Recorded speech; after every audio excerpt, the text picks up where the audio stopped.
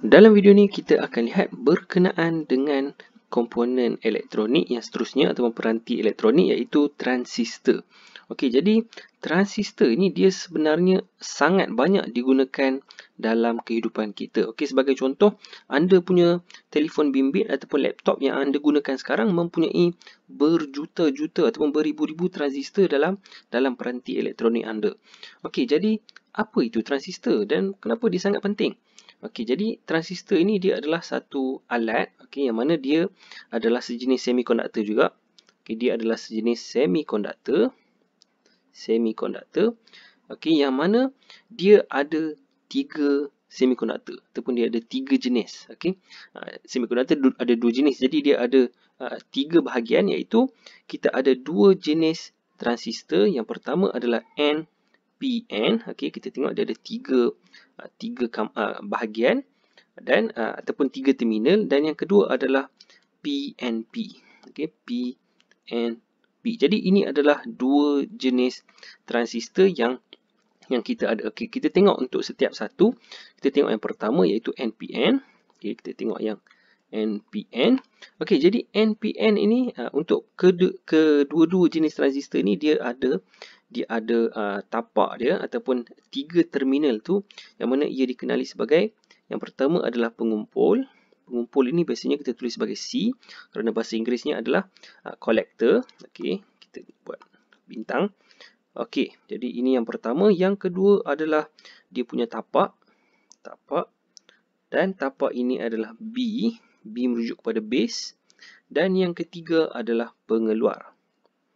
Okey, terminal pengeluar iaitu E ataupun emitter. Okey, jadi untuk jenis NPN ini, NPN dia ada tiga terminal tadi dan dia punya bahagian dia adalah, okey, bila kita kata NPN, pertama sekali kita bahagikan kepada tiga transistor ini iaitu N, tengah-tengah dia adalah P dan hujung dia adalah N. Jadi transistor ini dia punya terminal yang pertama ini adalah C. Okey, C merujuk kepada apa? C merujuk kepada pengumpul, dan yang tengah-tengah ini P. Okey, P adalah positif, semikonduktor yang positif. Jadi ini adalah dia punya tapak ataupun B. Dan yang ketiga adalah pengeluar. Okey, pengeluar dia E. Okey, jadi kalau kita ada semikonduktor jenis ini, dia adalah dia punya komponen dalaman dia adalah NPN, yang mana C dan juga E merujuk kepada semikonduktor jenis negatif. Okey, jenis negatif. Okey, jadi simbol untuk transistor ini, okay, kita dah tengok bateri, kita ada simbol untuk bateri, diode dan sebagainya. Jadi untuk transistor dia punya simbol untuk yang NPN dia akan kelihatan seperti berikut. Okey, kita ada satu garisan masuk dalam, naik atas, keluar. Okey, jadi untuk transistor ni yang tengah-tengah ini dia merujuk kepada B. Okey, yang atas merujuk kepada C, yang bawah merujuk kepada E. Okey, jadi untuk NPN kita kena sentiasa ingat arah dia mestilah daripada B kepada E.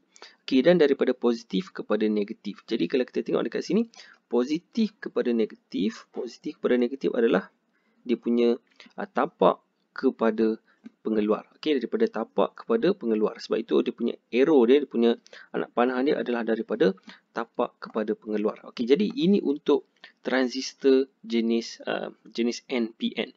Okey, ada lagi satu jenis transistor iaitu transistor PNP.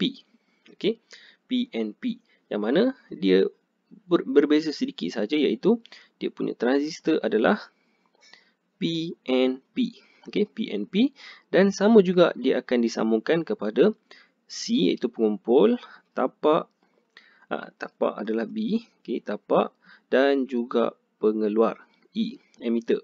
Okey, jadi ini adalah untuk transistor PNP dan simbol dia hampir sama dengan NPN, cuma beza dia adalah, okey, yang ini adalah C, sama juga B, E, okey, cuma anak panah dia akan berbeza. Okay, kita kena ingat anak panah dia adalah antara B dan E dan sentiasa daripada positif kepada negatif. Jadi kalau kita tengok dekat sini, positif kepada negatif adalah daripada pengeluar kepada tapak. Jadi anak panah dia akan tunjuk daripada E kepada B.